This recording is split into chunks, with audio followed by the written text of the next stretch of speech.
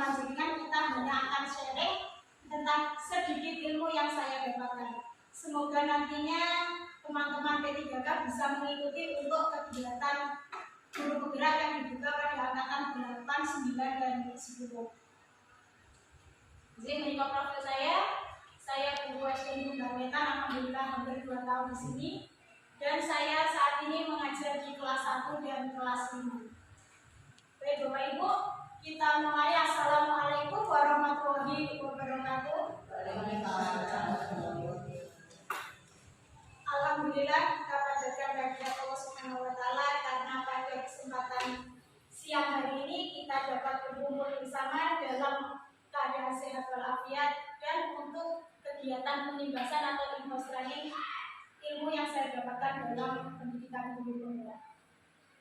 Nah, Bapak Ibu, dalam pembahasan kali ini topik yang kita bahas adalah tentang disiplin positif dengan 6 subtopiknya. Yang pertama yaitu ada disiplin positif dan nilai kebajikan universal, ada teori motivasi, hukuman, penghargaan dan restitusi. Kemudian yang ketiga ada keyakinan kelas, ada kebutuhan dasar manusia, yang kelima kontrol posisi manusia atau kita sebagai guru, dan yang terakhir ada segitiga restitusi. Nah, ini yang perlu kita tanyakan terlebih dulu. Budaya positif itu apa, Pak? Mungkin panjenengan punya gambaran positif, budaya yang positif itu yang bagaimana? Berperilaku baik. Berperilaku baik. Biasanya kalau kita berbicara positif itu berarti yang baik-baik saja. Nah, budaya positif itu merupakan perwujudan dari nilai-nilai atau keyakinan universal yang diterapkan di sekolah.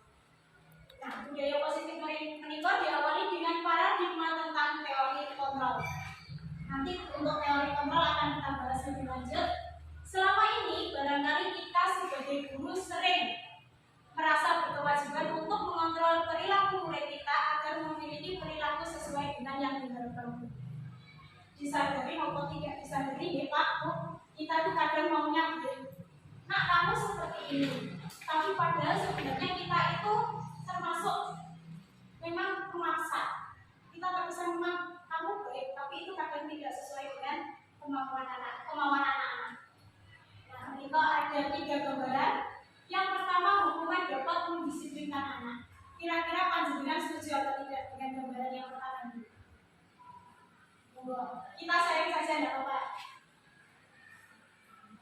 Yang pertama, hukuman dapat mendisiplinkan anak.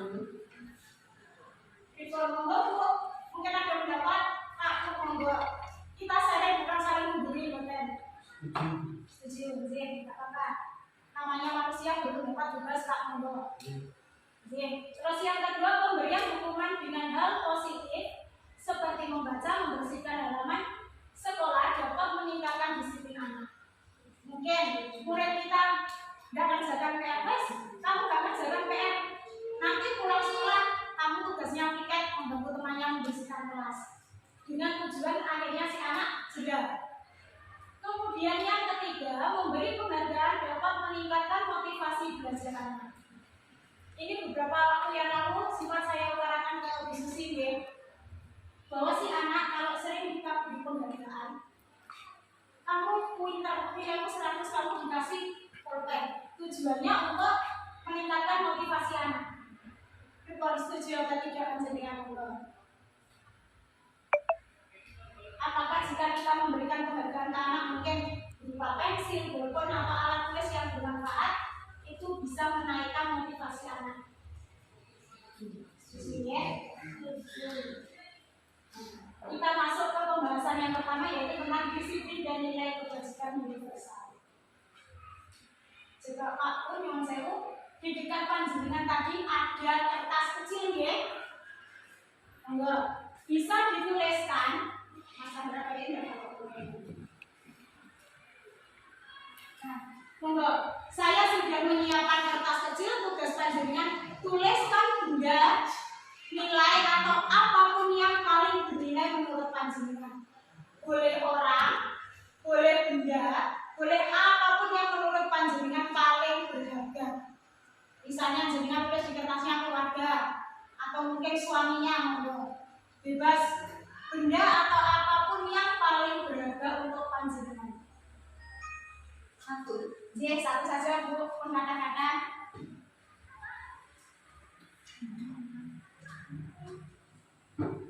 Dua Mas Andar.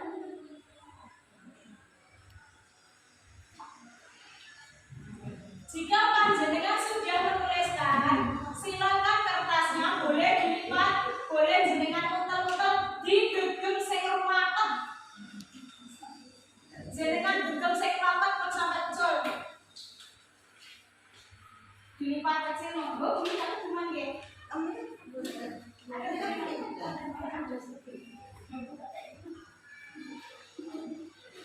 Wah, kalau sudah jenengan pegang yang erat, kemudian coba saya nanti akan mendekati panjenengan.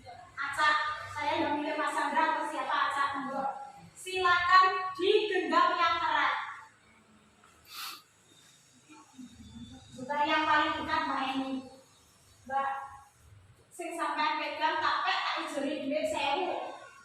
Boleh apa enggak? Tak ijoli HP-ku.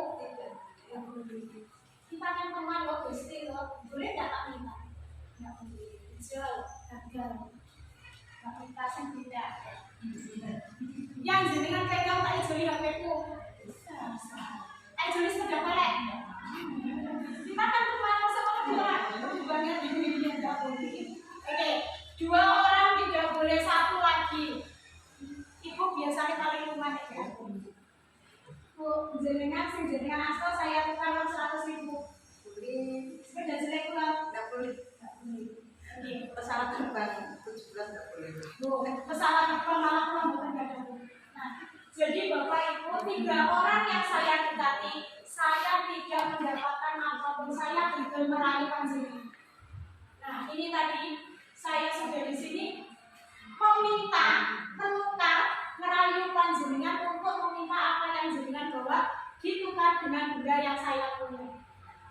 Tapi 3-tiganya yang saya dekati tidak boleh diminta. Kemudian apa yang terjadi? Sesungguhnya siapa yang memegang kendali kontrol untuk membuka atau menutup kepalan tangan kita? Jadi tidak mungkin pulau merayu panjenengan dari A sampai Z, dari pagi sampai malam, nggak mungkin dapat apa yang jenengan pegang, karena itu tadi yang jenengan pegang adalah sesuatu yang paling berharga, yang paling jenengan yakini memang sangat berharga, apapun itu isinya. Bahkan Ibu tadi menjelaskan ditukar 17 pesawat yang pakai nomor. Saya pesawat satu saja nggak punya. Nah, menikah Ibu Bapak, perubahan paradigma tentang teori kontrol. Ilusi guru dapat mengontrol murid. Ini biasanya gambaran kita, anak-anak kita. Bocah itu memang aku menurut. Itu sebenarnya ilusi. Mungkin si anak akan mengikuti kemauan kita mungkin dengan rasa yang A itu eko katanya ya. Mungkin ada rasa takut atau mungkin aku megang murid nanti aku dicap seperti ini dan lain sebagainya. Yang kedua, ilusi bahwa kritik membuat orang merasa bersalah dapat menguatkan karakter. Mungkin untuk sebagian orang mungkin ini bisa dilakukan. Ada beberapa orang yang memang jika kita kritik, beliaunya menjadi lebih hebat, lebih kuat, lebih maju. Tapi sebagian besar justru malah akan menurunkan mentalnya. Begitu pun dengan anak-anak itu Bapak. Jadi jika anak-anak kita buat merasa bersalah, kamu itu piye toh? Kok mesti kandani bolak-balik, kok isek ra mulut lain. Dia memang punya rasa bersalah, tapi apakah itu menguatkan karakternya? Kita tidak tahu. Yang ketiga, ilusi bahwa semua penguatan positif, efektif, dan bermanfaat. Ya Allah, anakku pinter deh, anakku dapat nilai 100, itu mungkin kita ilusinya si anak akan jadi lebih baik. Padahal dalam kenyataannya, jika anak lebih sering mendapatkan positif, hal yang positif, istilahnya kita menghargai positif, bilang deh, itu hanya akan membuat si anak melakukan sesuatu dengan tujuan tertentu. Jadi bukan dengan dirinya sendiri. Karena ada iming-iming dari luar, oh ini aku nyapu bilang buku-buku pintar, seperti itu. Begitu juga dengan ilusi bahwa orang dewasa memiliki hak untuk memaksa.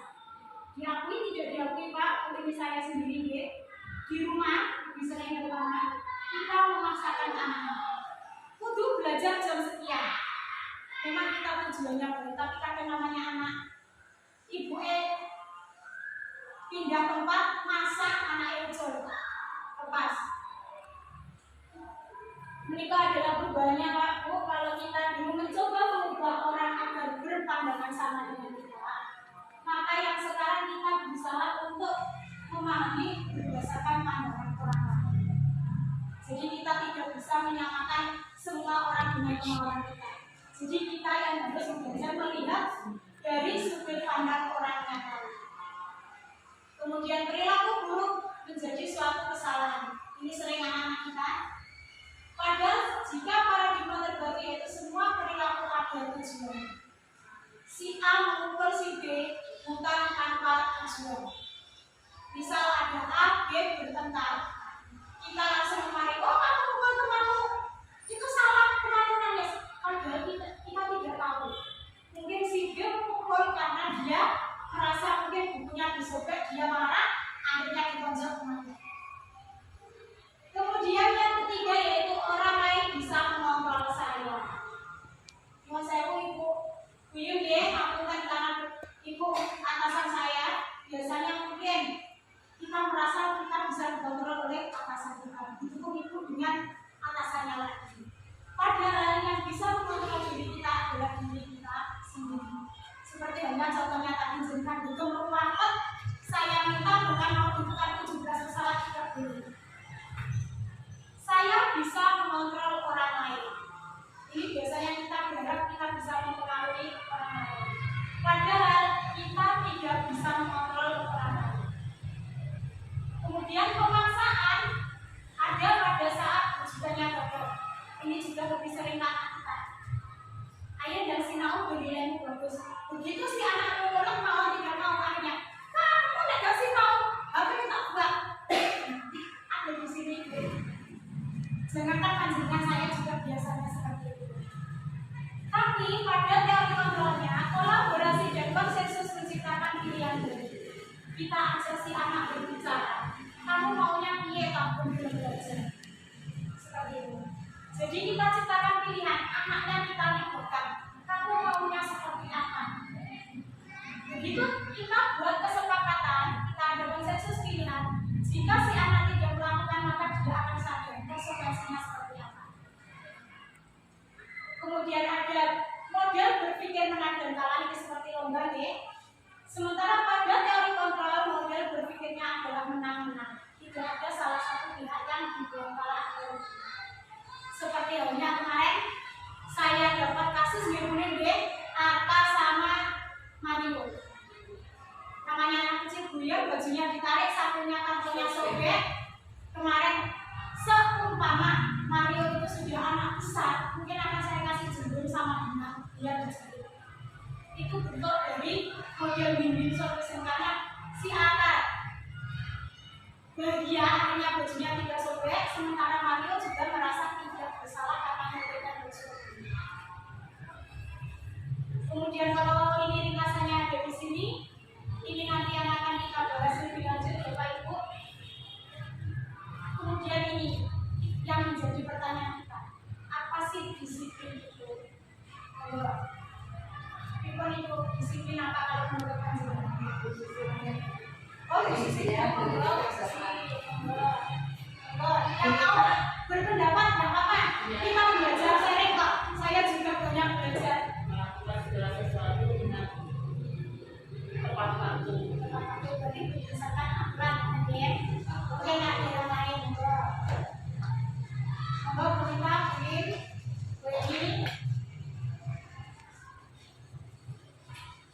Ibu monggo. Sesuai dengan peraturan ini. Sekarang kita lihat apakah disiplin. Bu, Pak, ini ada gambar tentara sedang berbaris. Rapi sekali mereka harus datang tepat waktu kalau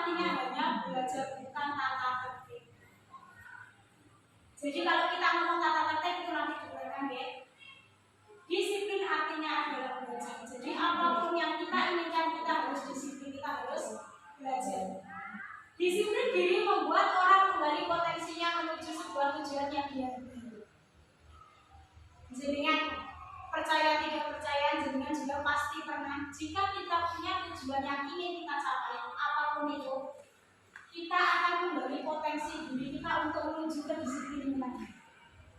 Misal saya panjenengan bapak yang P3K, panjenengan mesti punya suatu rencana tertentu yang bisa untuk membawa kita sampai pada tujuan kita. Jenengan sampai lulus P3K, seperti itu. Namun pada kenyataannya Pak Bu, di budaya kita, disiplin ini maknanya berubah jauh menjadi suatu yang dilakukan seorang pada orang lain untuk mendapatkan apapun. Nah ini tadi seperti yang dikatakan Bu, dia melakukan sesuatu berdasarkan kata penting. Itu disiplin yang sudah berubah dari aslinya yang ada biasa. Kecenderungan umum adalah menghubungkan disiplin dengan ketidaknyamanan, bukan dengan apa yang kita beri atau pencapaian suatu tujuan yang mulia.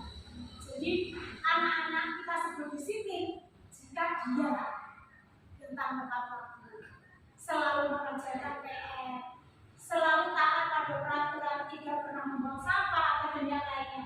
Padahal sebenarnya asal kata aslinya adalah belajar. Apapun belajarnya namanya disiplin. Belajar menerima nilai kebijakan universal, nilai positif manusia yang merupakan tujuan mulia yang ingin dicapai setiap individu. Jadi sesuatu yang dianggap positif itu berarti sesuatu yang sudah kita anggap mulia, yang kita anggap baik. Setiap perilaku atau kegiatan memiliki tujuan. Ini seperti yang tadi saya contohkan, anak pukul-pukulan saling memukul ternyata ada tujuan. Jadi sepertinya tidak mungkin kita memukul teman kita jika kita tidak katakanlah disebel atau tidak mungkin. Kemudian dengan mengaitkan nilai kebajikan yang dimiliki seseorang, maka motivasi intrinsiknya akan berkembang, sehingga menggerakkan motivasi dari dalam dirinya untuk mencapai tujuan yang mulia. Nah ini tadi, jika kita sudah yakin dengan sesuatu keyakinan yang kita anggap sangat baik, sangat mulia, maka kita akan punya karakter, kita punya motivasi. Oh, aku kudu ini ben aku untuk itu. Seperti itu ya. Contohnya seperti kita yang pernah ikut tes itu saja. Jadi ben aku lulus, sainganku sekian puluh orang, berarti aku harus belajarnya seperti ini. Menimbulkan motivasi intrinsik yang ada dalam diri. Nilai kebajikan yang ingin dicapai oleh setiap anak Indonesia kita kenal dengan profil pelajar Pancasila. Mungkin Pak yang saat ini mungkin kemarin Bulin juga ikut pelatihan, mungkin sebentar lagi Pak Chandra. Tujuan pada akhirnya adalah profil pelajar Pancasila. Yang kemarin saya dan Bu ini diparingi singkatan benda ini. Itu ada bertiga Mbak, seperti itu ya Bu ini ya. Itu ada beriman dan bertakwa, berpikir kritis, kemudian ada berkebinekaan global, gotong royong mandiri, dan juga ada kreatifnya juga nanti. Kemudian kita masuk ke ini Pak Bu, ini juga penting sekali untuk kita sebagai guru dan kita. Teori motivasi, hukuman, penghargaan dan restitusi. Untuk menghindari ketidaknyamanan atau hukuman, apa yang akan terjadi bila saya tidak melakukannya? Ini berasal dari eksternal faktor, jadi bukan dari diri anak sendiri. Dia akan melakukan apa yang sudah diputuskan bersama karena dia takut dihukum. Kemudian yang kedua, apa yang akan saya dapatkan apabila saya melakukannya? Oh, aku mengaku di buku pintar. Oh, aku kalau dapat nilai 100 dia lebih buku pintar. Itu juga masih motivasi eksternalnya, ekstrinsiknya. Sementara yang ketiga, saya akan menjadi orang yang seperti apa jika saya melakukannya? Mungkin panjenengan punya suatu keinginan. Oh, ini aku melakukan ini, berarti aku jadinya akan seperti ini. Itu baru yang motivasi internal atau intrinsik dari diri kita sendiri. Ini kok kata merdeka menurut Injil gimana? Merdeka artinya tidak hanya terlepas dari perintah, tetapi juga cara buat memerintah diri sendiri. Nah, akhir-akhir ini terutama kurikulum merdeka, jadi antara ini jadi tokoh yang sangat familiar sekali setiap harinya. Jadi kita harus memerdekakan anak sehingga bahkan sampai sekarang kurikulum pun namanya kurikulum merdeka. Dengan tujuan kita gurunya merdeka, muridnya juga merdeka, begitupun pihak-pihak pendidikan yang terkait. Padahal kalau kita tahu semakin kesini kadang administrasinya semakin membingungkan nih Pak. Saya sendiri juga merasakan seperti itu. Kemudian restitusi. Ini beberapa waktu yang lalu sempat saya praktekkan dengan putranya Mbak ini kelas 4. Terus kebetulan juga ada kelas 2 waktu itu tidak sengaja mendorong temannya akhirnya dirinya ngobrol itu sama Mbak Ilham ya kemarin ya. Restitusi adalah menciptakan kondisi bagi murid untuk memperbaiki kesalahan mereka sehingga mereka bisa kembali pada kelompoknya dengan karakter yang lebih kuat. Jadi jika ada anak melakukan kesalahan, tugas kita adalah ini Pak Bu, membawa mereka kembali ke kelompoknya atau ke teman-temannya ini dengan karakter yang lebih kuat. Bukan karena si A habis milik polisi B akhirnya begitu. Setelah kita bawa ke kantor untuk mungkin pembinaan, dia malah diajak temannya, bernama Niki seperti itu. Itu justru tidak menguatkan karakter si anak. Restitusi juga merupakan proses kolaboratif yang mengajarkan murid untuk mencari solusi dari masalahnya. Ini seperti yang kemarin saya contohkan juga Arka sama Mario. Waktu Mario saya tanya, terus gimana? Dia jawab, aku minta maaf Bu Guru. Apakah tapi dengan maafnya itu tadi permasalahannya bisa selesai?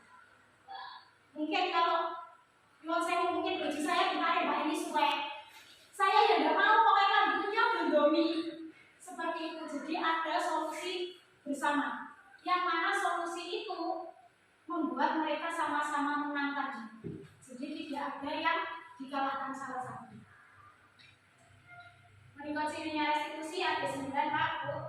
Ada memperbaiki hubungan, bukan menebus kesalahannya tapi belajar dari kesalahan. Jadi tugas kita mengajarkan anak-anak bagaimana kalau mereka mau belajar dari kesalahan. Bukan kok terus aku minta maaf salah, tidak seperti itu, tapi bagaimana sikapnya setelah dia meminta maaf, langkah apa yang bisa dia lakukan untuk belajar dari kesalahan.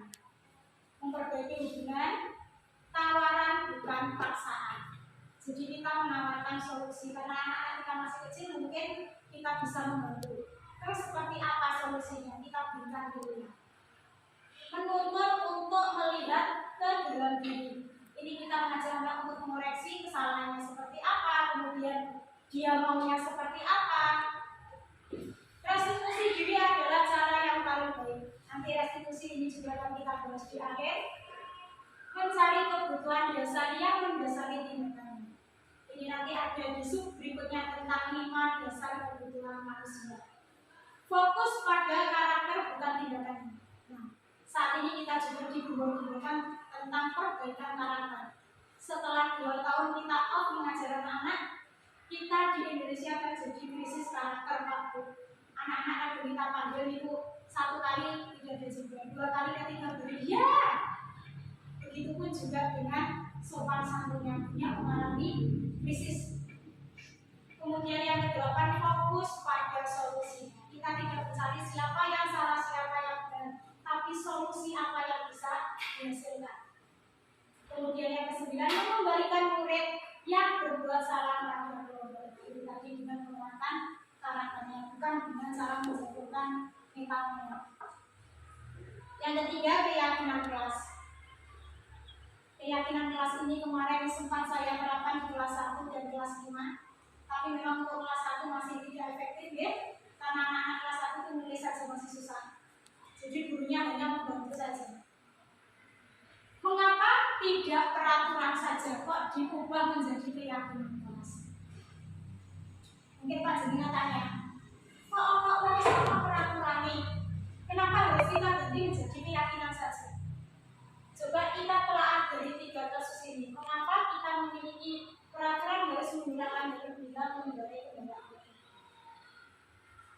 Kira-kira panjenengan yang bersepeda motor jarak jauh ya, kalau kita mungkin tidak. Yang jarak jauh, jenengan pakai helm, apakah itu jenengan takut ditilang? Ataukah panjenengan memang merasa, oh jika memang terjadi sesuatu saya akan lebih aman. Pripun, panjenengan kalau diberikan tawaran seperti itu milihnya yang mana? Keselamatan diri. Berarti tidak hanya karena takut ditilang boleh.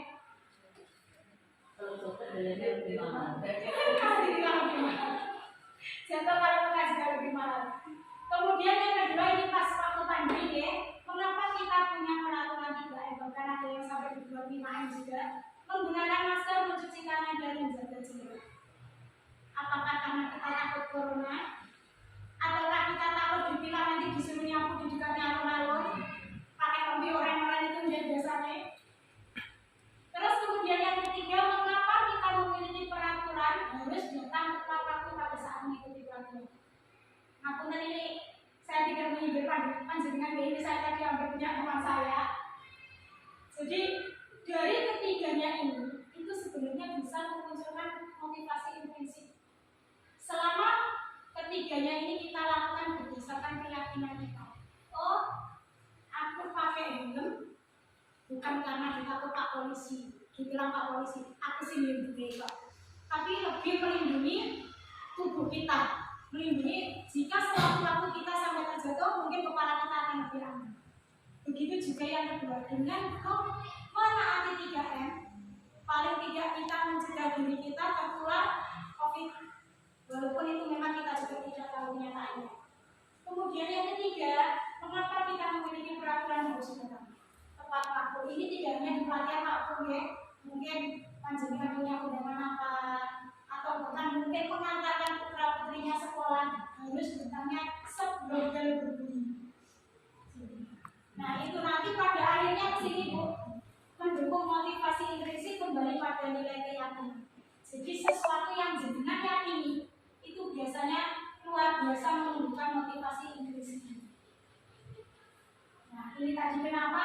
Bukan peraturan tapi keyakinan kelas. Peraturan kelas itu ada di buku paling kecil. Kita buat peraturan kadang ini saya tanya dulu. Apakah saat kita membuat peraturan kelas kita melibatkan anak-anak? Tidak nih. Saya juga sering seperti itu sama. Jadi peraturan kelas biasanya hanya kita sebagai guru membuat bagaimana agar si anak ini menjadi lebih baik. Padahal peraturan kelas itu lingkupnya paling kecil. Di luarnya lagi ada keyakinan kelas. Keyakinan kelas itu nilai dari peraturan kelas yang sudah benar-benar diamalkan, diyakini bahwa jika saya tidak melakukan ini maka konsekuensinya seperti ini, tanpa harus takut hukumannya. Jadi diri dalam dirinya sendiri sudah ada. Nah, jika keyakinan kelas sudah mulai terwujud, maka akan terwujudlah lingkungan sekolah yang positif, yang mana pada akhirnya bisa menjadi budaya positif di lingkungan sekitar kita, baik itu di rumah, di sekolah maupun di masyarakat. Tapi kalau perbedaannya, sekilas saja, selalu kembalikan buku ke tempatnya, itu contoh peraturannya. Keyakinan kelasnya dia merasa bertanggung jawab. Oh, setelah membaca berarti aku harus mengembalikan. Dilarang mengganggu orang lain. Berarti keyakinan yang harus dia tanamkan, berarti saya harus menghormati yang lain. Begitu juga misalnya dilarang melakukan kekerasan. Kemarin ini sempat saya membuat sama ibu ya, itu larinya ke pelatihan saja biar nanti tidak memberatkan ibu juga. Itu berarti dia berpikir atau meyakini tentang keselamatannya dan juga menghormati hak orang lain. Padahal kekerasan itu kita mungkin temannya hanya memukul, bahkan mengejek, itu juga nanti sudah kekerasan mental. Kemudian bergantian atau menunggu giliran, itu berarti si anak punya keyakinan untuk menghormati orang lain dan juga bersabar. Jadi kadang kalau dilatih, biasanya anak-anak merumpel katakan ya, itu sebenarnya jika anak-anak sudah punya keyakinan mungkin dia akan mau antre dengan yang lain. Yang ini lebih sering anak-anak kita ya, jangan berlari di kelas atau di koridor. Berarti dia merasa ada keselamatan dan keamanan. Bagaimana jika saya lari di kelas? Saya kena meja jatuh, terluka, akhirnya dia berpikir tentang keselamatannya. Mereka yang sering kita lakukan dihukum oleh penghargaan. Kita memang merasa kalau penghargaan itu memang sangat baik, memotivasi anak untuk lebih baik. Ayo nanti selesai dulu yang depan nilai 100 dikasih pulpen misalnya seperti itu. Padahal menurut Alfikon pengaruh jangka pendek dan jangka panjangnya ada. Anak-anak akan melakukan sesuatu dengan tujuan untuk memperoleh apa yang sudah kita inginkan. Mungkin anak saya, kamu kalau bisa membaca, tak tumbasno sepeda. Begitu dia bisa membaca satu kalimat saya di hati, mas sepeda pun. Kemudian penghargaan itu mendukung. Jadi jika anak tidak mendapatkan pengakuan atau penghargaan dari kita, maka dia tidak akan melakukannya. Jadi dia merasa terhukum oleh penghargaan. Kita kalau tujuannya baik, padahal kita sudah mendukung anak dengan cara memberikan penghargaan. Kemudian penghargaan mengurangi ketepatan. Ini juga ya. Tapi karena pengen dan cepat, nggak tahu nilainya 100 atau 10 atau 20, dia akan langsung lari mengumpulkan karena lebih cepat. Sehingga ketepatannya beda. Penghargaan tidak efektif. Jika kita telah lebih jauh memang ada dampaknya. Si anak tidak akan mau melakukan sesuatu jika kita tidak memberikan penghargaan itu. Walaupun itu hanya berupa kata-kata atau mungkin hanya uang 1.000 atau 2.000, penghargaan merusak hubungan. Jika kita sering melakukan atau memberikan penghargaan kepada suatu saat, jika kita mungkin namanya orang ada emosinya yang Pak Bu, mungkin kalau sudah tidak apa-apa, tidak usah ini, dia akan nangkep. Oh, aku berarti tidak berhubungan dengan itu. Penghargaan menurunkan kualitas karena yang dia kejar hanya penghargaan saja. Penghargaan mematikan kreativitas. Ini juga benar ya. Kadang kita memantau anak harus membuatnya seperti ini, karena nanti yang paling rapi, paling bagus, nilainya paling tinggi. Padahal namanya anak kreativitasnya luar biasa. Kemudian ada penghargaan mengurangi motivasi intrinsik, karena penghargaan itu berasal dari luar, eksternal. Ini kau coba mencatat 100 kali di dalam buku kalimat saya tidak akan terlambat lagi karena terlambat ke sekolah. Menurut panjenengan ini hukuman atau konsekuensi?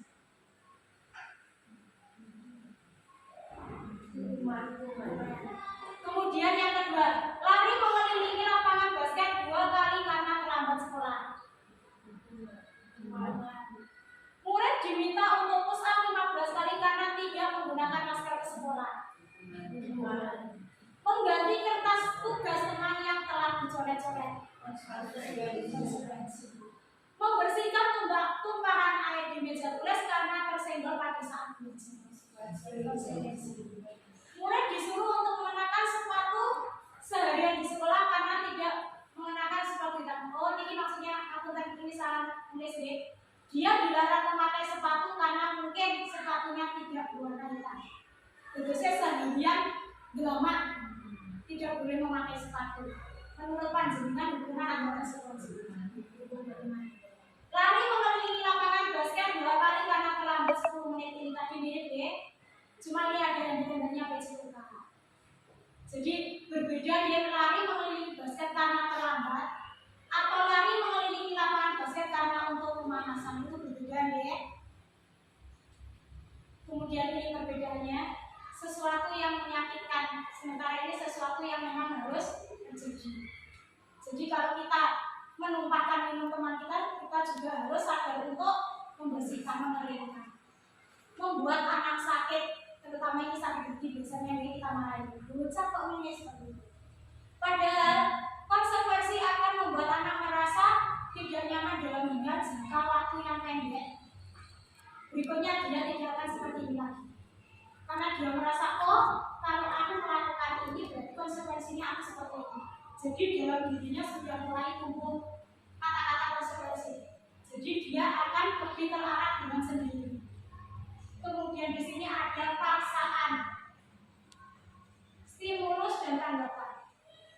Contohnya seperti paksaan misalnya, kita menghukum anak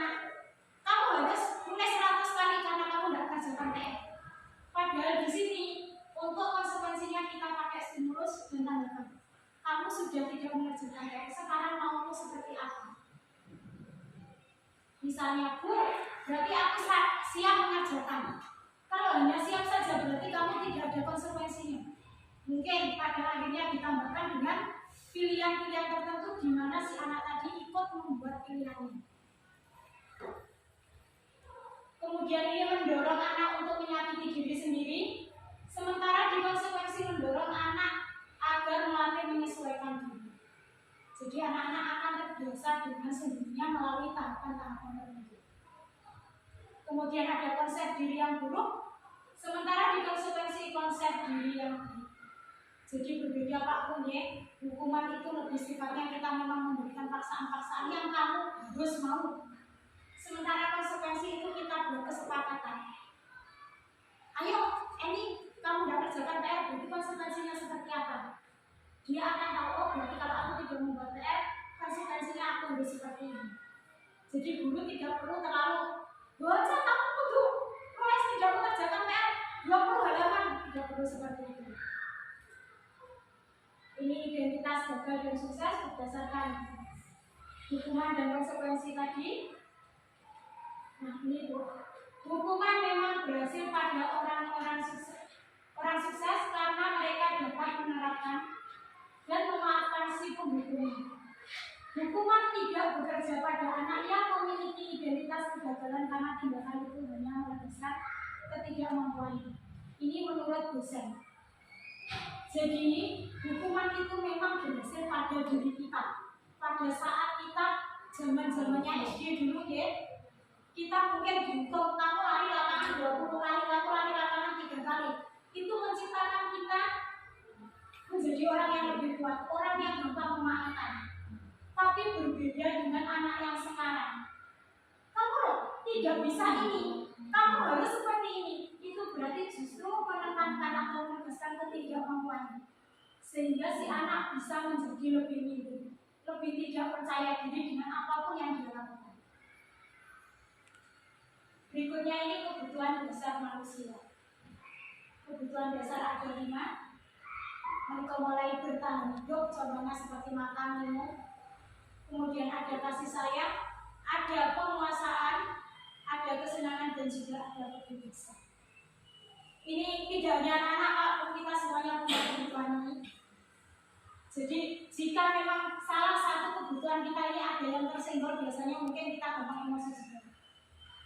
Mungkin di rumah bertengkar dengan suaminya. Mungkin karena kita saking jengkelnya akhirnya terbawa sampai ke sekolah. Nah itu berarti mungkin di rumah kebutuhan kasih sayang kita karena kita bertengkar tadi, berarti ini sudah tersenggol. Begitu juga dengan anak-anak. Kadang memukul temannya itu untuk memuaskan karena dia mau diakui. Buku bos kayak tak tidak dari sekarang ya buku. Dia punya kekuasaan, ingin diakui kekuasaannya. Sementara kesenangan ini kadang anak kecil biasanya masih mungkin belajar bergurunya, ada yang masih belajar, ada yang nyanyi. Kalau di kelas 1 bahkan malah ada yang seringnya nangis, baru disentuh sudah nangis. Sementara kebebasan ini juga anak-anak sebenarnya bebas menentukan pilihan. Ini yang di sini masih saya pelajari di modul 2 tentang pembelajaran berdiferensiasi. Itu pembelajaran yang membedakan setiap anaknya. Nah, ini contoh-contohnya kasih sayang. Ada ini diakui, disayang maka dekat dengan orang tua. Kemudian penguasaan itu dia ingin menunjukkan bahwa dia bisa. Kesenangan mungkin dia punya hobi atau kegemaran masing-masing. Dan juga ada kebebasan. Kebebasan itu kita lebih baik seperti ini untuk memberikan pilihan. Jadi kita tidak mengajar anak harus seperti ini, tapi kita kasih pilihan. Kamu maunya seperti ini atau seperti ini. Mungkin kalau masih kecil diarahkan, kalau kamu pilih pilihan A, konsekuensinya seperti ini. Kalau pilih pilihannya B, kamu akan dapat konsekuensi seperti ini. Kemudian ada 5 posisi kontrol. Ini sudah yang poin kelima Pak Bu. Ini menarik sekali bagi saya karena di sini ada penghukum. Ini perannya guru ya, 5 kontrol guru. Tidak hanya kami yang guru mungkin ini juga untuk bahas sekolah juga. Ada posisi kontrol penghukum. membuat orang merasa bersalah, ada sebagai teman, ada yang pemantau, ada juga yang manajer. Kira-kira dari kelima ini yang sudah kita terapkan di kelas itu yang mana nih? Mungkin Ibu bisa pengalamannya dulu waktu jadi guru, Bu. Dari kelima posisi kontrol ini yang sudah kita terapkan yang mana? Mungkin penghukum, mungkin pernah ya, mungkin saya juga sama memberikan hukuman. Membuat orang merasa bersalah. Itu lebih seperti bulan lalu kecewa sama kamu, kamu sudah diajari 10 kali ternyata sekian kamu kok masih belum bisa. Itu membuat orang merasa bersalah. Dalam diri si anak mesti bilang, oh iya saatnya bela ya, aku dimulai gak bisa. Sebagai teman, kita dianggap temannya, tapi masih dalam tanda kutip dia teman, dia ada batasan tertentu, tapi si anak ini akan lebih senang dengan gurunya dan menganggap gurunya itu teman. Bahkan kadang gurunya akan memberikan kata-kata, Bu saya tidak kerjakan PR, saya tidak bisa ini, Luis gak apa-apa. Itu berarti dia akan menganggap kita seperti temannya. Kemudian ada pemantau. Pemantau itu mungkin kita memberikan tugas diinjak ke sholat piro, nanti kemudian ditinggal lagi seperti itu. Sementara posisi terakhir itu manajer. Kita tahu manajer ya seperti itu, manajer di sekolah itu berarti dia bisa memimpin dengan memberikan pertanyaan-pertanyaan tertentu tentunya. Nah, di sini ini perbedaannya Pak. Guru berbuat kalau di hukuman itu menunjukkan pokoknya dia tidak mau tahu. Di bagian posisi penghukum si guru tidak mau menerima apapun alasannya. Kamu terlambat ya pokoknya terlambat. Kamu sepatu merah salah ya pokoknya salah. Itu ada di sini. Pokok ini. Kemudian membuat orang merasa bersalah itu tadi ada kata-kata ibu kecewa. Kamu tak kasihan kamu bela-bela semua cek dari pagi sampai siang ternyata kamu tidak dapat apa-apa. Kemudian teman membuat alasan-alasan yang membenarkan malah membenarkan muridnya. Mungkin seperti tadi wes nggak bisa minta apa, besok belajar lagi ya. Mungkin seperti itu. Sedangkan yang di sini tadi, nah ini menghitung dan mengukur yang tadi pemantau. Sementara di manajer itu bisa mengutarakan pertanyaan-pertanyaan. Misal ada kasus si A memakai sepatu warna merah, padahal di sekolah ada peraturannya sepatu wajib berwarna hitam. Jika kita bertugas sebagai penghukumnya ini tadi, ya kamu pokoknya salah, karena kamu sepatu merah, beneran mau tahu. Sementara di sini mungkin kemarin-kemarin sudah pernah diingatkan.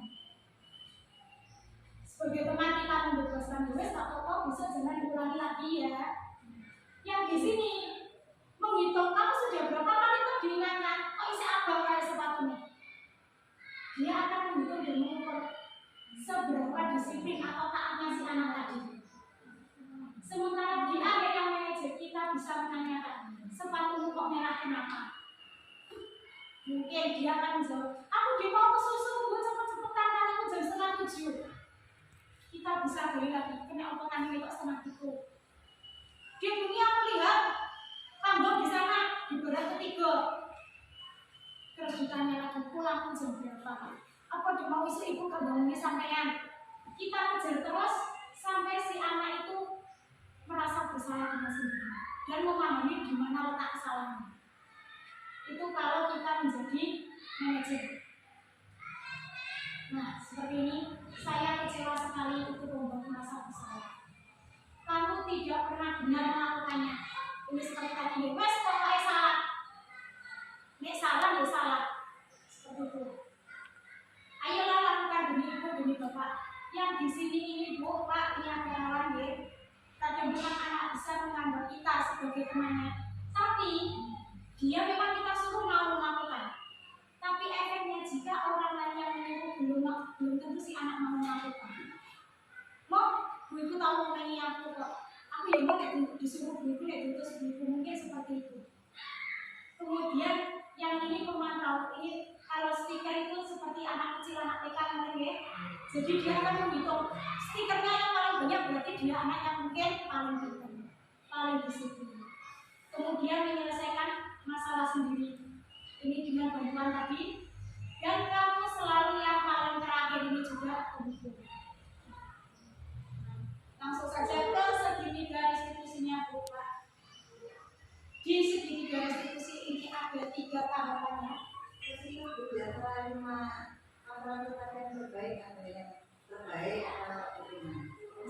Ini Bu, memang diakui tidak diakui 1, 2, 3 ini sering kita lakukan, Bu. Tapi jika kita mengharapkan si anak itu memang dekat mengarah ke arah kebaikan, kita bisa di sini. Kita sebagai manajemen. Jadi anak yang salah tidak langsung kamu salah, kamu dukung membersihkan kamar mandi. Kita beri dulu kenapa dia melakukan kesalahan. Itu nanti hubungannya di sini belum di segitiga restitusi. Di mana segitiga restitusi ini ada 3 tahapan. Yang pertama yaitu menstabilkan identitas. Untuk membuat anak yang merasa gagal karena berbuat salah menjadi lebih positif. Kita buat langsung contoh kasusnya saja.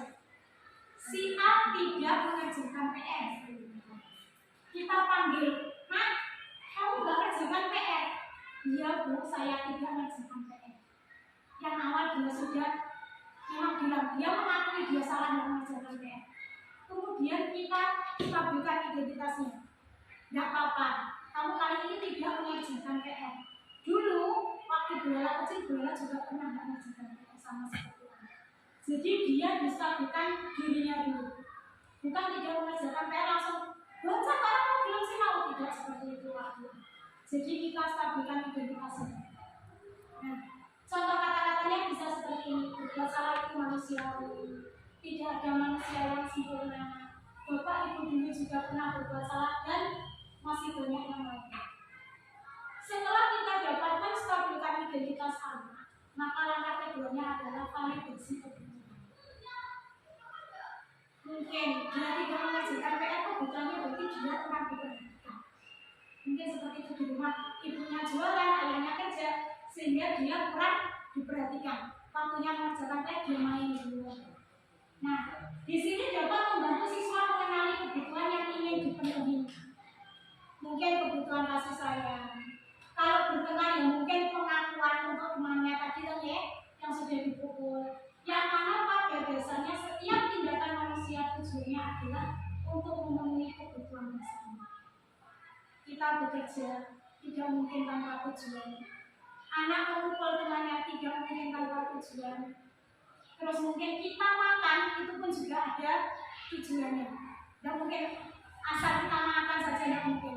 Kita lapar makanya kita makan. Di langkah terakhirnya setelah kita mengajak si anak memvalidasi kebutuhan, yang terakhir adalah menanyakan keyakinannya. Kamu tadi sudah tidak mengajarkan PR. Kira-kira tindakanmu benar apa tidak, Pak? Kita akan nanya seperti itu. Tanpa kita menyalahkan si anak kalau dia tahu, maaf saya salah tidak mengajarkan PR. Dia akan tahu, dia percaya bahwa oh, aku tidak mengajarkan PR itu salah. Kemudian kita akan juga mengejar. Terus kamu yang kamu rasakan itu apa toh? Maunya kamu seperti apa? Terus kamu ingin jadi orang yang seperti apa? Jika si anak bisa menjawab, misalnya saya ingin jadi orang hebat Bu, saya ingin menjadi si A, si B, si C, dia berarti punya gambaran untuk memperbaiki dirinya. Karena menanyakan keyakinan itu akan si anak ini nanti melihat kesalahannya dan dihubungkan dengan norma sosial yang benar. Jadi si anak tahu dia tidak mengerjakan PR itu salah. Berarti itu dia akan tahu baik apa tidak. Sehingga nanti akan tercipta satu keyakinan pada diri anak yang mana si anak insya Allah mungkin berusaha mengurangi dan tidak akan mengurangi. Budaya positif, insya Allah ini slide terakhir Bu, Pak. Budaya positif itu bisa kita mulai dari diri kita sendiri. Kita tidak perlu atau jangankan berkeluar dulu kalau kita tidak bisa menata diri kita sendiri. Jangankan anak-anak kita kalau berburu nilai rasa-rasa mesti muridnya juga ikut rasa-rasa. Kemudian jika kita sudah memperbaiki diri, maka libatkan orang-orang kunci. Seperti saya melibatkan panjenengan. Jenengan ini orang-orang kunci saya. Mungkin nanti setelah itu kita lakukan sekarang dan berarti konsisten. Hadirkan rasa memiliki dengan membuat kesepakatan bersama. Ini kemarin saya coba di kelas 1, tapi ya, memang dengan keterbatasan saya harus menuliskan di papan kemarin. Kemudian ini juga tugas kita menciptakan lingkungan yang mendukung. Anak-anak tinggalkan jalan jika lingkungannya tidak mendukung apa yang kita harapkan. Yang terakhir, temukan akar permasalahan sebelum menentukan solusi. Jadi kita tidak bisa mendukung si anak karena terlambat karena lupa sepatunya warna merah tanpa kita tahu akar masalahnya. Tidak langsung tahu sepatunya merah pasti di kamar mandi, tapi kita menjadi masalahnya. Jadi kemarin waktu mau saya ajar restitusi ternyata sepatunya hitam. Kecelek saya. Ya sepatu merah ternyata tidak ada hitam. Kecelek keluarnya. Terima kasih. Panjang dan lebar sekali. Monggo Bapak Ibu kalau punya pertanyaan selama insya Allah saya bisa, saya akan jawab. Monggo mungkin panjenengan punya keluh kesah atau mungkin punya ilmu baru untuk saya. Monggo. Terima kasih Bu atas yang telah dipaparkan Bunda di sini. Jadi sebenarnya gelar itu kita laksanakan setiap hari ya. Karena kali ini kan berdasarkan ilmu, berdasarkan itu jadi jadi ya ada ini yang bisa kita terima insya Allah. Dan masalah yang tadi lima posisi kontra itu kalau saya kok sepertinya yang teman itu saya, kalau saya memang orang yang berbeda-beda ya. Jadi saya selama mengajar sampai sekarang itu lebih cenderung teman. Saya sendiri sama Bu. Saya biasanya ada di dua posisi kontrol sebagai teman dan pembuat merasa bersalah. Kamu sebenarnya jadi bolak-balik saya kayak itu kan kita ada di posisi tadi ya, di posisi sebagai pembuat orang merasa bersalah. Di sini. Padahal idealnya Bu kita itu ada di sini. Tidak harus kepala sekolah yang jadi manajer. Semua guru bisa menjadi manajer di kelasnya masing-masing. Poin 2 dan poin 5 itu yang lebih sering saya terapkan dulu. Jadi tidak apa-apa itu. Mungkin teman-teman bisa nanti mulai dipraktekkan menerapkan ke arah manajer. Karena kita manajer di kelas kita masing-masing. Kita kepala sukunya kelas kita masing-masing. Monggo, mungkin ada yang lain Bu, monggo.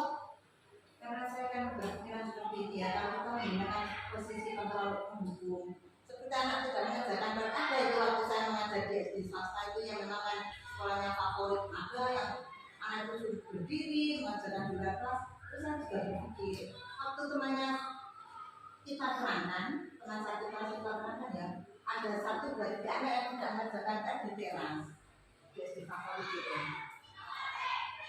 Memang kan kita guru itu mempunyai mereka beda-beda ya. Terus ada saat guru itu menerangkan materi baru, anak yang mendapatkan sanksi tadi tidak mendapatkan materi baru, ya. Jadi saya selama ini tidak pernah. Jadi kalau ada tidak mengerjakan PR itu kan juga wewenang kita ya. Yang penting besok pagi kamu harus mengerjakan. Jadi walaupun disuruh berdiri itu saya akan kasihan seandainya Pak saya suruh berdiri di depan. Kadang anak kan juga anak beda-beda, ada yang disuruh berdiri di depan, senang ada, anak tulis bangun, ada yang merasa malu ada ya seperti itu ya. Jadi saya lebih cenderung menghargai itu di depan temannya, jadi biar mereka itu lebih. Kalau anak-anak itu sudah dijatuhkan di depan temannya, masa dibully ini.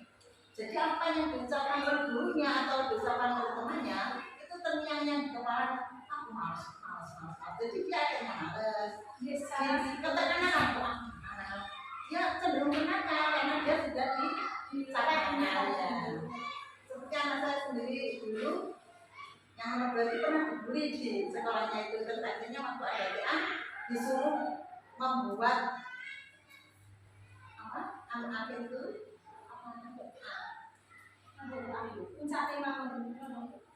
istilahnya seperti penelitian gitu. Disuruh bikin tidak usah. Ya, tapi hanya mungkin sudah temannya itu di luar gitu. Jadi seperti tadi Bu ya, berarti memang terus Bu panjenengan tidak mendukung, karena kalau panjenengan seperti contoh yang tadi ya, anaknya tidak mengerjakan jenengan suruh di luar, itu sudah mengurangi hak anak, hak untuk belajarnya terkurangi. Jadi memang kalau di sini bagus Bu, menurut versi kita ini bagus ya, karena kita akan tapi alangkah baiknya kita kesini Bu, kembali lagi, karena kita menghuni sejauh mana kalau salahnya si anak ini. Pada akhirnya nanti ini ya, pada akhirnya kita bisa membuat kesepakatan dengan si anak tanpa harus kita paksa-paksa, dia akan menentukan pilihan. Kita tanya-tanya, akhirnya dia akan muncul rentak, oh berarti aku harusnya seperti ini. Itu di antara kita itu kalau belajar, tapi makanya kecenderungannya itu kan ada. Tapi sebisa mungkin sebenarnya kita harus menghindari yang ini Bu. Iya, yang satu Pembunuh dan membuat merasa bersalah itu menjatuhkan mental sebenarnya. Tapi kadang sayang dia biasanya seperti itu. Kalau yang di sini ini sudah mulai untuk identitas kesuksesan sebenarnya boleh di sini.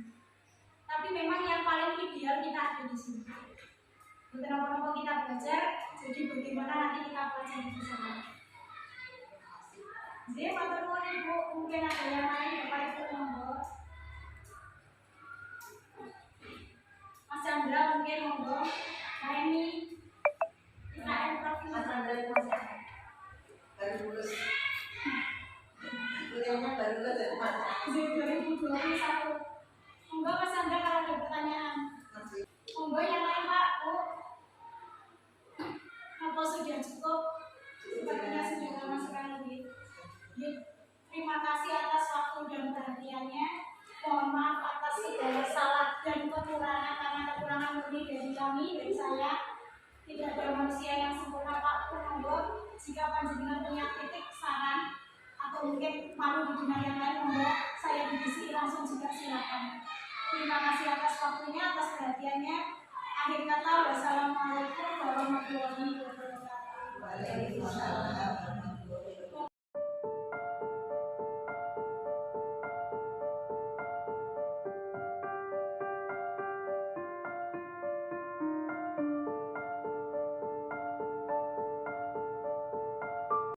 Assalamualaikum warahmatullahi wabarakatuh. Alhamdulillah, syukurillah. Di pagi ini kami selaku Kepala Sekolah SDN Brungan Wetan Sri Wahyuni, yang mana Ibu Nur Lailatul Fitriah adalah guru penggerak, calon guru penggerak yang ada di sekolah kami, dan kami semua beserta Bapak Ibu guru di sini sangat mendukung semua kegiatan yang beliau laksanakan. Karena apa? Dengan kegiatan-kegiatan yang beliau laksanakan di sekolah, insya Allah akan menambahkan nilai positif, menambah nilai yang lebih baik kepada Ibu Nur Lailatul Fitriah dan kepada teman-teman pada umumnya. Sehingga apapun kegiatan ini yang beliau laksanakan akan kami dukung sepenuhnya. Dan dengan ini kami akan menyampaikan sedikit apa yang bisa kami cerna, apa yang bisa kami maknai yang telah Ibu Nur Lailatul Fitriah sampaikan, yaitu kemarin presentasi budaya positif. Yang mana kami sangat tertarik sekali dengan apa yang disampaikan. Karena apa? Pada saat ini kami jarang sekali mendapatkan yang namanya pertemuan atau workshop secara langsung, yang selama 2 tahun ini juga online. Jadi kami sangat tertarik sekali dan tergerak apa yang disampaikan beliau. Dan insya Allah apa yang disampaikan akan membawa nilai positif dan positif kepada lembaga kami. Yang telah disampaikan itu kami sangat tertarik pada saat beliau menyampaikan, yaitu posisi kontrol yang diberikan kepada anak didik. Hal itu sangat mengingatkan sekali kepada Bapak Ibu guru, yang mana beliau Bapak Ibu guru apabila memberikan sanksi, memberikan anjuran, ajakan kepada anak-anak, kadang-kadang sudah agak lupa aturan mainnya. Jadi ya karena saat ini kan juga lebih untuk masyarakat itu lebih sensitif apa-apa yang pelaksanaan yang ada di sekolah, sanksi-sanksi yang diberikan oleh Bapak Ibu guru. Jadi kelihatannya Bapak Ibu guru enggan memberikan sanksi-sanksi yang akan memberatkan Bapak Ibu guru tersebut. Jadi kemarin itu sudah bagus sekali diingatkan dengan posisi kontrol yang 5 itu, yaitu satu diantaranya menghukum. Ibu Lailatul telah menyampaikan dengan demikian rincinya sehingga kami sangat paham sekali dan semua teman-teman sempat tertawa dengan telah diingatkan tersebut. Dan yang kedua yaitu membuat anak merasa bersalah, juga sudah disampaikan dengan jelas sekali, dan guru sebagai teman juga sebagai pemantau dan manajer. Dan kami harapkan untuk Bapak Ibu guru yang telah disampaikan seperti itu agar bisa mengimplementasikan untuk kegiatan sehari-hari mana-mana posisi kontrol yang sangat bagus untuk pembelajaran di sekolah kita. Jadi tidak harus 5 posisi kontrol itu dilaksanakan semua, jadi harus ada kolaborasi yang bagus sehingga anak tidak merasa dihakimi, di-justice secara tiba-tiba oleh Bapak Ibu guru. Alhamdulillah senang sekali dengan materi tersebut sehingga apa yang dilaksanakan oleh Bapak Ibu guru bisa mengimbas kepada anak-anak secara baik, tidak menjatuhkan anak, itu sangat bagus sekali. Dan sudah ada pepatah, apabila kita memberikan pembelajaran secara mencela kepada anak-anak dan anak-anak itu akan belajar memaki. Apabila kita memberikan pembelajaran dengan kasih sayang, anak-anak itu juga harus akan memberikan sikap menghormati pada pembelajaran tersebut. Jadi hal tersebut sangat penting bagi kegiatan sekolah sehari-hari, yang mana waktu anak-anak separuh hari atau jam 7 sampai jam 1 siang berada di sekolah, dan itu bisa membentuk karakter anak-anak tersebut. Terima kasih Bu Laila atas apa yang disampaikan. Kami sangat senang sekali dan kami menunggu materi-materi yang berikutnya. Jadi kami walaupun tidak jadi guru penggerak tapi sudah terimbas oleh apa yang panjenengan dapat di calon guru penggerak. Jadi kami atau teman-teman besok kalau mendaftar sebagai calon guru penggerak sudah mempunyai sedikit atau banyak materi yang panjenengan sampaikan. Itu. Dan untuk selanjutnya untuk yang budaya positif itu sangat tertarik sekali. Karena apa? Kadang orang itu menggembar-gemborkan ayo positif, ayo disiplin, tapi jarang sekali yang memulai dari dirinya sendiri. Begitu. Jadi sangat bagus sekali untuk tips-tips budaya positif ini akan segera kami coverkan, kami buat sebagai banner, akan kami pasang di depan pintu kantor sehingga setiap hari akan dibaca oleh Bapak Ibu guru. Dan mungkin anak-anak yang kelas besar sudah bisa membaca, oh budaya positifnya begini, mulailah dari diri sendiri.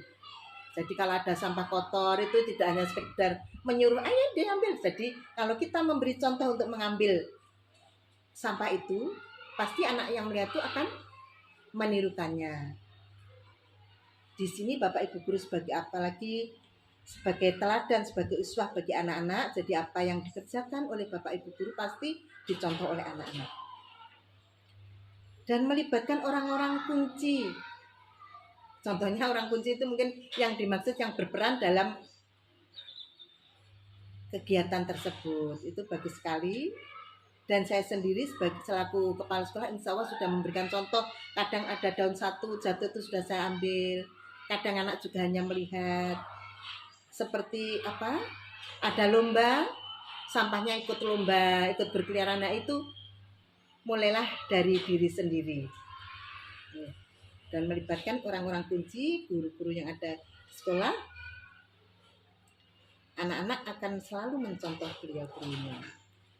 Dan lakukan sekarang, bagus itu, jangan ditunda-tunda. Ditunda itu akan memperberatkan kita. Jadi tidak hanya rok-rok asem. Maksudnya sekarang dan selalu, always, selalu kita kerjakan dengan baik. Dan apa yang kita lakukan dari sekarang dan selalu itu akan menjadi pembiasaan yang baik bagi kita semua. Juga hadirkan rasa memiliki. Kadang jarang yang menghadirkan rasa memiliki itu. Insya Allah kalau saya itu sudah insya Allah dari menjadi guru tahun 88 GTT itu sudah merasa memiliki apa yang ada di lembaga tersebut. Jadi selalu apa ada yang kurang benar itu dibenarkan, apa yang kurang pantas dipantaskan. Jadi tidak hanya ya sudah ada Pak Bon, sudah ada Pak penjaga, tidak seperti itu.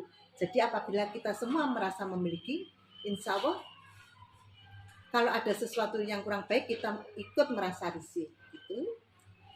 Juga menciptakan lingkungan yang mendukung. Lingkungan yang mendukung itu contohnya misalnya harus ada keharmonisan di antara personil yang ada dalam lingkungan tersebut, dalam wadah tersebut. Misalnya kalau di sekolah ya, antara kepala sekolah, staf guru, tata usaha, dan penjaga sekolah harus ada sinergi yang baik.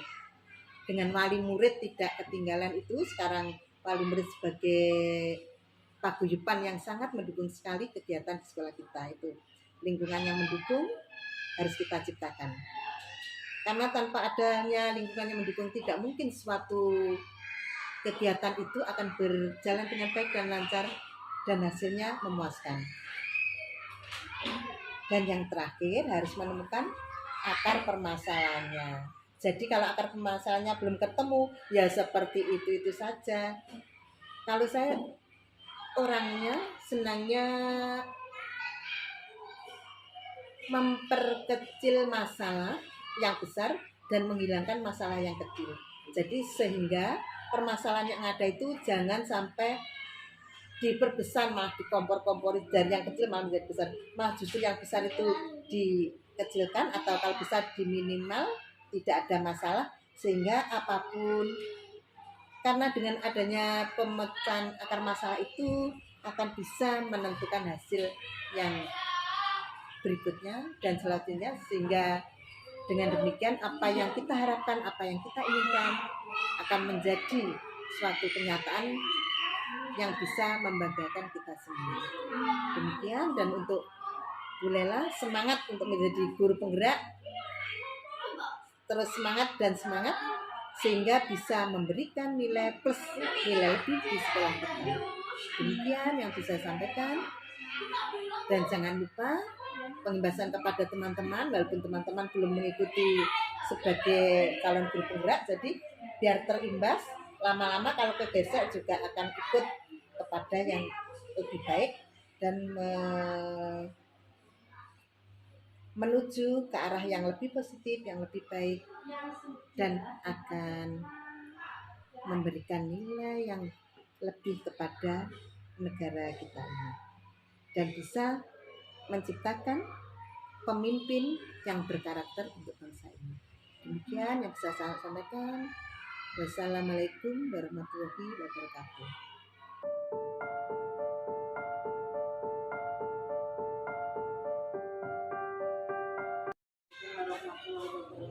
Nama saya Dian Kusuma Wardani.